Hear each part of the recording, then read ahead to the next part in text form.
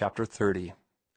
On a beautiful fall day, a day of similar Indian summer to that which had seen their love declared the year before, Martin read his love cycle to Ruth. It was in the afternoon, and, as before, they had ridden out to their favorite knoll in the hills. Now and again she had interrupted his reading with exclamations of pleasure, and now, as he laid the last sheet of manuscript with its fellows, he wanted her judgment. She delayed to speak, and at last she spoke haltingly, hesitating to frame in words the harshness of her thought. "I think they are beautiful, very beautiful," she said, "but you can't sell them, can you? You see what I mean," she said, almost pleaded. "This writing of yours is not practical. Something is the matter, maybe it is with the market, that prevents you from earning a living by it. Please, dear, don't misunderstand me. I am flattered and made proud, and all that. I could not be a true woman were it otherwise, that you should write these poems to me. But they do not make our marriage possible. Don't you see, Martin? Don't think me mercenary. It is love, the thought of our future, with which I am burdened. A whole year has gone by since we learned we loved each other, and our wedding day is no nearer.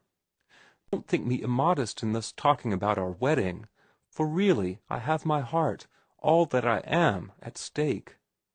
Why don't you try to get work on a newspaper, if you are so bound up in your writing? Why not become a reporter, for a while at least?" "It would spoil my style," was his answer, in a low, monotonous voice. "You have no idea how I've worked for style." "But those storiettes," she argued. "You called them hack work. You wrote many of them. Didn't they spoil your style?" "No, the cases are different. The storiettes were ground out, jaded, at the end of a long day of application to style. But a reporter's work is all hack from morning till night, is the one paramount thing of life. It is a whirlwind life, the life of the moment, with neither past nor future, and certainly without thought of any style but reportorial style, and that certainly is not literature.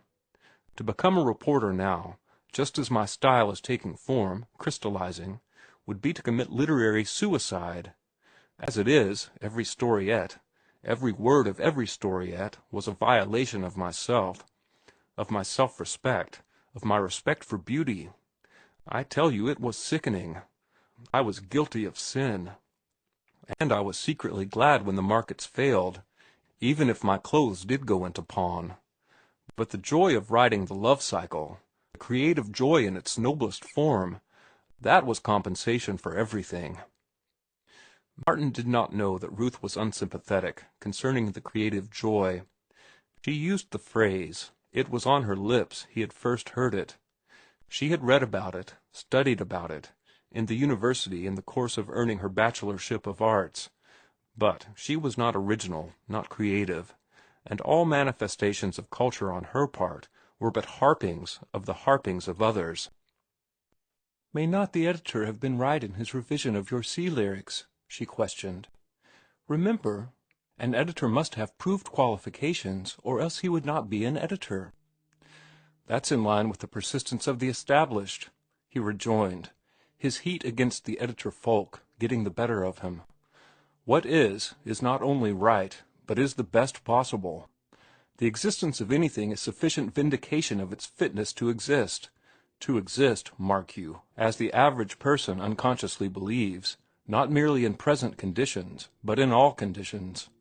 It is their ignorance, of course, that makes them believe such rot, their ignorance, which is nothing more nor less than the henidical mental process described by Weininger. They think, and such thinkless creatures are the arbiters of the lives of the few who really think." He paused, overcome by the consciousness that he had been talking over Ruth's head. "I'm sure I don't know who this Weininger is," she retorted, "and you are so dreadfully general that I fail to follow you. What I was speaking of was the qualification of editors." "And I'll tell you," he interrupted, "the chief qualification of 99% of all editors is failure. They have failed as writers. Don't think they prefer the drudgery of the desk and the slavery to their circulation and to the business manager to the joy of writing. They have tried to write, and they have failed. And right there is the cursed paradox of it. Every portal to success in literature is guarded by those watchdogs, the failures in literature. The editors, sub-editors, associate editors, most of them, and the manuscript readers for the magazines and book publishers, most of them, nearly all of them, are men who wanted to write and who have failed. And yet they, of all creatures under the sun the most unfit, are the very creatures who decide what shall and what shall not find its way into print. They, who have proved themselves not original, who have demonstrated that they lack the divine fire, sit in judgment upon originality and genius. And after them come the reviewers, just so many more failures. Don't tell me that they have not dreamed the dream and attempted to write poetry or fiction, for they have, and they have failed. Why, the average review is more nauseating than cod liver oil. But you know my opinion on the reviewers and the alleged critics. There are great critics, but they are rare as comets. If I fail as a writer, I have proved for the career of editorship. There's bread and butter and jam, at any rate. Ruth's mind was quick, and her disapproval of her lover's views was buttressed by the contradiction she found in his contention. But, Martin, if that be so, if all the doors are closed as you have shown so conclusively, how is it possible that any of the great writers ever arrived? They arrived by achieving the impossible, he answered. They did such blazing glorious work as to burn to ashes those who opposed them. They arrived by course of miracle, by winning 1,000-to-1 wager against them. They arrived because they were Carlyle's battle-scarred giants who will not be kept down. That is what I must do. I must achieve the impossible. But if you fail, you must consider me as well, Martin. If I fail— He regarded her for a moment, as though the thought she uttered was unthinkable. Then intelligence illumined his eyes. If I fail, I shall become an editor, and you will be an editor's wife. She frowned at his facetiousness, a pretty, adorable frown that made him put his arm around her and kiss it away. There, that's enough, she urged, by an effort of will withdrawing herself from the fascination of his strength. I have talked with father and mother. I never before asserted myself so against them. I demanded to be heard. I was very undutiful. They are against you, you know, but I assured them over and over of my abiding love for you, and at last father agreed if you wanted to, you could begin right away in his office. And then, of his own accord, he said he would pay you enough at the start so that we could get married and have a little cottage somewhere, which I think was very fine of him, don't you? Martin, with the dull pain of despair in his heart, mechanically reaching for the tobacco and paper, which he no longer carried, to roll a cigarette, muttered something inarticulate, and Ruth went on. Frankly, though, and don't let it hurt you, I tell you, to show you precisely how you stand with him, he doesn't like your radical views, and he thinks you are lazy. Of course, I know you are not. I know you work hard. How hard, even she did not know, was the thought in Martin's mind. Well then, he said, how about my views? Do you think they are so radical? He held her eyes and waited for the answer. I think them, well, very disconcerting, she replied. The question was answered for him, and so oppressed was he by the grayness of life that he forgot the tentative proposition she had made him to go to work. And she, having gone as far as she dared, was willing to wait the answer till she should bring the question up again. She had not long to wait. Martin had a question of his own to propound to her. He wanted to ascertain the measure of her faith in him, and within the week each was answered. Martin precipitated it by reading to her his The Shame of the Sun. "Why don't you become a reporter?" she asked when he had finished. "You love writing so, and I am sure you would succeed. You could rise in journalism and make a name for yourself. There are a great number of special correspondents. Their salaries are large, and their field is the world. They are sent everywhere, to the heart of Africa like Stanley, or to interview the Pope, or to explore unknown Tibet." "Then you don't like my essay," he rejoined. "You believe that I have some show in journalism, but not in literature." "No, no, I do like it. It reads well. But I am afraid it's over the heads of your readers. At least it is over mine. It sounds beautiful, but I don't understand it. Your scientific slang is beyond me. You are an extremist, you know, dear, and what may be intelligible to you may not be intelligible to the rest of us." "I imagine it's the philosophic slang that bothers you," was all he could say. He was flaming from the fresh reading of the ripest thought he had expressed, and her verdict stunned him. "No matter how poorly it is done," he persisted, "don't you see anything in it? In the thought of it, I mean." She shook her head. "No, it is so different from anything I have read. I read Maeterlinck and understood him." "His mysticism, you understand that?" Martin flashed out. "Yes, but this of yours, which is supposed to be an attack upon him, I don't understand. Of course, if originality counts—" He stopped her with an impatient gesture that was not followed by speech. He became suddenly aware that she was speaking, and that she had been speaking for some time. "After all, your writing has been a toy to you," she was saying. "Surely you have played with it long enough. It is time to take up life seriously, our life, Martin. Hitherto you have lived solely your own." "You want me to go to work?" he asked. "Yes, father has offered." "I understand that," he broke in. "But what I want to know is whether or not you have lost faith in me." She pressed his hand mutely, her eyes dim.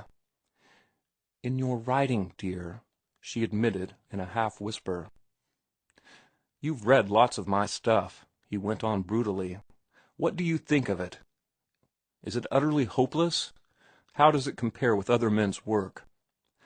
"But they sell theirs, and you don't." "That doesn't answer my question. Do you think that literature is not at all my vocation?" "Then I will answer." She steeled herself to do it. "I don't think that you were made to write. Forgive me, dear. You compel me to say it, and you know I know more about literature than you do." "Yes, you are a bachelor of arts," he said meditatively. "And you ought to know." "But there is more to be said," he continued, after a pause painful to both. "I know that I have it in me. No one knows that so well as I. I know I shall succeed. I will not be kept down. I am afire with what I have to say in verse and fiction and essay. I do not ask you to have faith in that, though.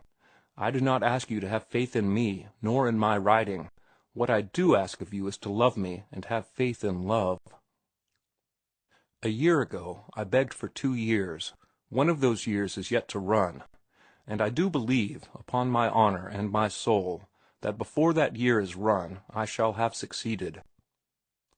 You remember what you told me long ago, that I must serve my apprenticeship to writing.